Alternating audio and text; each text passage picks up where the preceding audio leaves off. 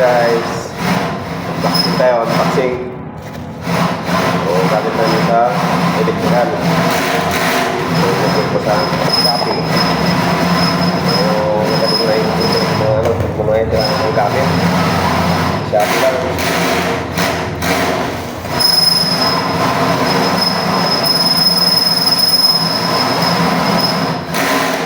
So, isang bender.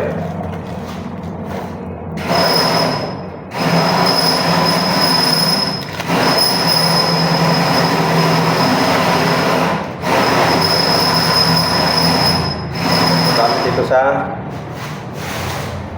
bali ng mga pipe, electrical pipe. Depende sa mga bakal. So, para sa diulong tubo na gamitin namin.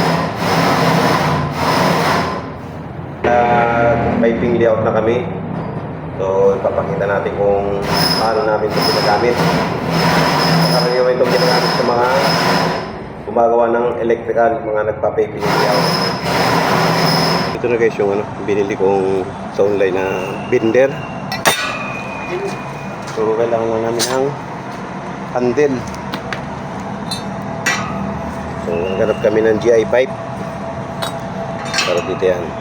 Kasi kailangan natin dyan ng handle. Mga 1 meter.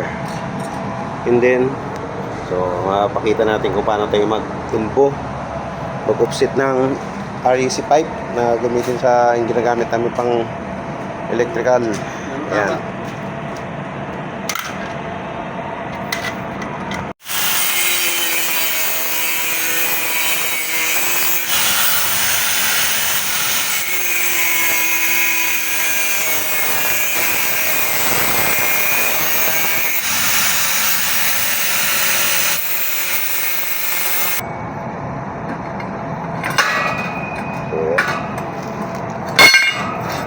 Kita lang dito.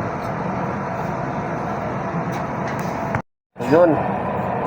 So, yun na guys. Okay na yung binder namin. So, magamit kami ng binder para may ilbo, ma-offset itong mga pipe na gagamitin namin sa electrical. So, ayan. Ginamitan na namin ng binder. Ito. Makapansin nyo, baluktot na siya. May naka 45, saka naka 90 degrees. So dito, kabilang dulo ay mag-offset kami. Baluktot siya. Pagalihin naman namin pag ganon. Diba? Tingnan ko na. So ganito ay ilbo at pag-offset ng pipe. Medyo may kalakyan kasi yung pipe namin. Uno, REC. Ano yung mga discarding. Oh, dyan na? Okay. Dyan na ba yan? Okay, 1, 2, 3.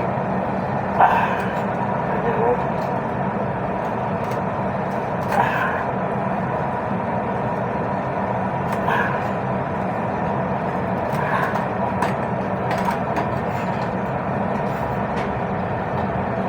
Diba?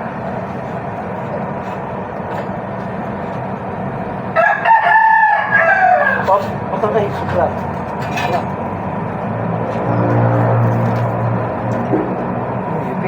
Okay, babawin naman natin yan.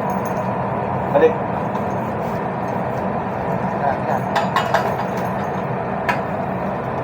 Ganun talaga. Kinukunan muna natin ang pang ano ito. Pangkitang muna.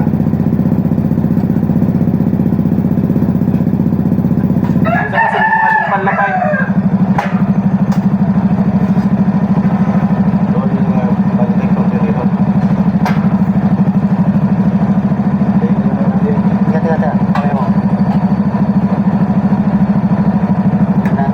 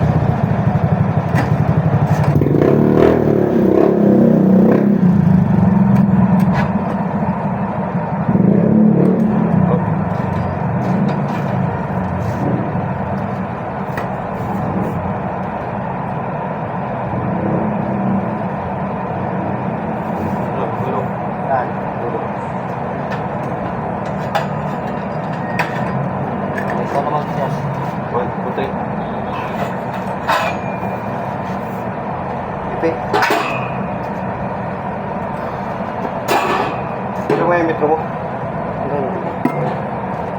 Ito guys yung binali namin kaninang pipe, yung in-offset namin gamit yung binder. Yan. Ang tawag sa layout yan ay offset. So pagdating dito sa wall na to, nakadikit siya galing doon. Then pagdating dito, lalayo siya, titikal siya ng halos may distansya yan, wall to pipe 25 cm para maabot niya yung butas.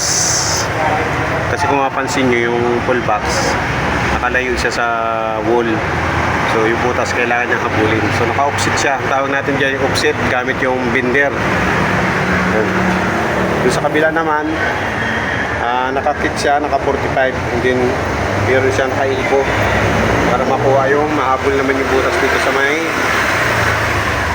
full box. So 45, naka-kick siya 45, and then elbow 90 degrees pababa.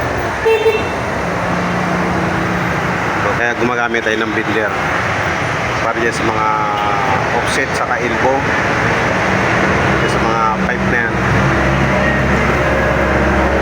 So naka-layout na kami ng isa. So dire-diretso na yan.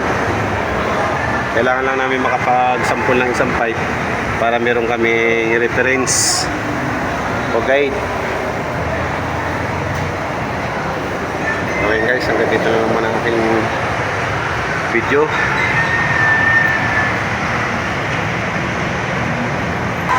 Meron na naman tayo na i-share kung paano namin ginagamit sa trabahong electrical lang pipe binder.